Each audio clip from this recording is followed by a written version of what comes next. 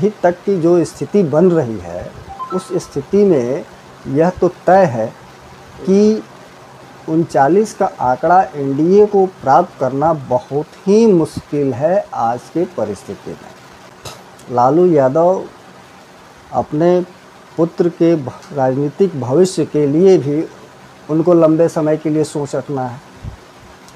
अब बिहार में कोई ऐसा युवा नेता इंडी गठबंधन में इनका प्रतिद्वंदी न बन जाए, इसका भी इनको ख्याल रखना है। तो यानी खुद की पार्टी को जीरो से आगे बढ़ाना और पुत्र के राजनीतिक भविष्य को एक सही रास्ता तैयार करना, दोनों बातें इनके लिए। हमारे साथ अभी नीरज कमल हैं जो हिंदुस्तान के सीनियर जर्नलिस्ट हैं, और इनसे हम आज बात करेंगे कि बिहार में क्या इंडी जो गठबंधन है एनडीए को टक्कर दे पाएगा कि नहीं। आइए इनसे विशेष रूप से चर्चा करते हैं। नमस्कार। अभी आपने जो सवाल किया कि बिहार में इंडी गठबंधन क्या एनडीए को टक्कर दे पाएगा, अब तो थोड़ा मुश्किल है। मुश्किल इसलिए है कि आज से जब पहली बार इंडी गठबंधन के जिनको संस्थापक माना जाता था, वो अब एनडीए के साथ आ गए हैं। तो जो एक मनोवैज्ञानिक तौर पर आधी शक्ति तो एनडीए के पास पहले ही आ चुकी है। अब रही बात कि अभी जो बिहार में राजद, कांग्रेस और बाकी अन्य पार्टियां जो हैं साथ में लड़ रही हैं मिलकर, उनके बीच जो सीट का बंटवारा हुआ है और जिस प्रकार से राजद और कांग्रेस के बीच खींचातान चल रही है, उसको तो देखते हुए ऐसा लग रहा है कि एनडीए को बहुत ज़्यादा टक्कर मिलने तो नहीं जा रहा है। ये तो सीट बंटवारे के बाद ये तो स्पष्ट हो चुका है। हाँ, ये स्पष्ट हो जब चुका तक है। बंटवारा नहीं हुआ था तब तक एनडीए भी थोड़ा कंफ्यूजन में था, लेकिन सीट बंटवारे के बाद तो चीज़ स्पष्ट हो रही है। उस पर क्या कहना है? बिल्कुल बिल्कुल बिल्कुल सीधी सी बात है। देखिए, जहाँ बिहार में कांग्रेस 16 से 17 सीटों को लेकर चर्चा थी कि उसको चाहिए, लेकिन 9 सीट पर ही उनको संतुष्ट करना पड़ा।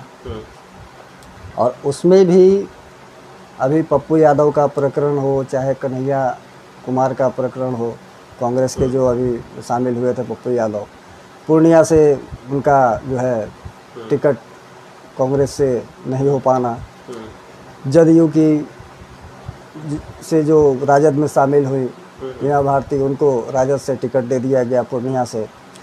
बेगूसराय भी चला गया, कांग्रेस के हाथ नहीं लगी थी। तो ऐसे में आपस में ही इतना खींचातान रहा है, तो जिसके आधार पे आप एनडीए को टक्कर कैसे दे पाएंगे? ये तो बात आपका सही है। पूर्णिया वाला जो मामला है वो काफ़ी ज़्यादा एनडीए को मजबूत करता है। बिल्कुल बिल्कुल। बिल्कुल उसमें अब देखना ये होगा कि जैसा कि अभी मीडिया रिपोर्ट्स में बातें आ रही हैं कि अप्रैल के पहले सप्ताह में पप्पू यादव वहाँ से नामांकन करेंगे।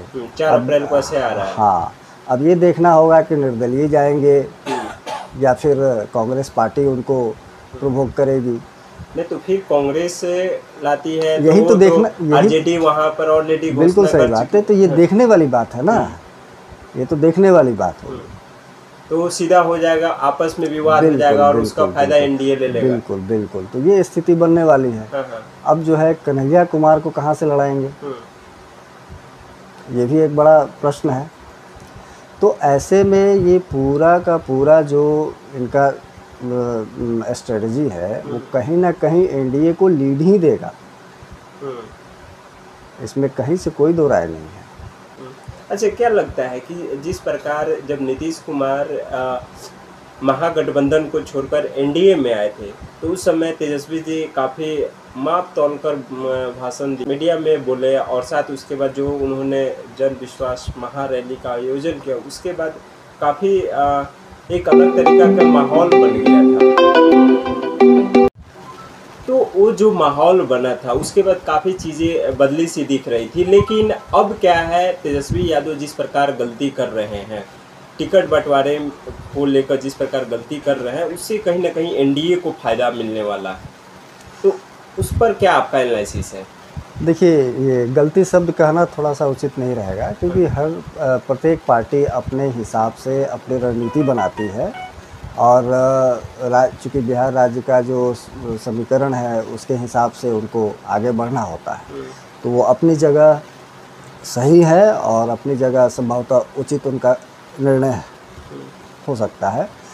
दूसरों के लिए लगता होगा कि गलत है, लेकिन एक बात आप स्पष्ट जान लीजिए कि 2019 के लोकसभा चुनाव में राजद को एक भी सीट नहीं मिला। यानी आज के डेट में बिहार में राजद को 0, एक भी सीट नहीं है। तो राजद की पहली रणनीति है कि ये 0 का जो दाग है वो ख़त्म हो, ठीक है।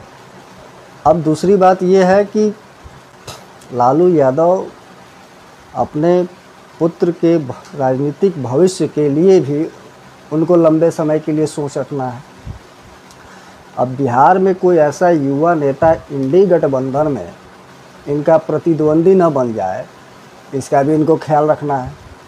तो यानी खुद की पार्टी को 0 से आगे बढ़ाना और पुत्र के राजनीतिक भविष्य को एक सही रास्ता तैयार करना, दोनों बातें इनके लिए आज के तारीख में बहुत ही मायने रखता है। और उसी के तहत ये सारी इनकी रणनीति है, इसमें कहीं कोई दो राय नहीं है। और ये भी तय मानिए कि इस बार बिहार में एनडीए को, जो कि इंडिया का दावा है कि 40 जीतेंगे, हालांकि अभी उनके पास 39 है, मात्र एक सीट ही नहीं है उनके पास। तो अब ये देखना होगा कि क्या राजद 0 से ऊपर बढ़ता है या एनडीए 39 से नीचे घटता है। लेकिन अभी तक की जो स्थिति बन रही है, उस स्थिति में यह तो तय है कि 39 का आंकड़ा एनडीए को प्राप्त करना बहुत ही मुश्किल है आज के परिस्थिति में। नहीं, आप एक बात पर हम आपका रोकना चाहेंगे कि आप कर रहे हैं कि जो लालू यादव है उनको जनता से कोई मतलब नहीं है, बस वो अपने बेटा का करियर देख रहे हैं। अब देखिए, ये तो हम नहीं कहेंगे कि उनको जनता से मतलब नहीं है, लेकिन जो स्ट्रेटजी वो अपना रहे हैं, ठीक है भाई, वो तो उनको कहा जाता है कि सामाजिक न्याय के पुरोधा रहे हैं। तो ऐसा थोड़ी है कि राजद का वोट बैंक नहीं है। अभी भी बिहार में राष्ट्रीय जनता दल एक मजबूत क्षेत्रीय पार्टी के तौर पे स्थापित है और उसका अच्छा खासा वोट बैंक है और वो इंटैक्ट वोट बैंक है।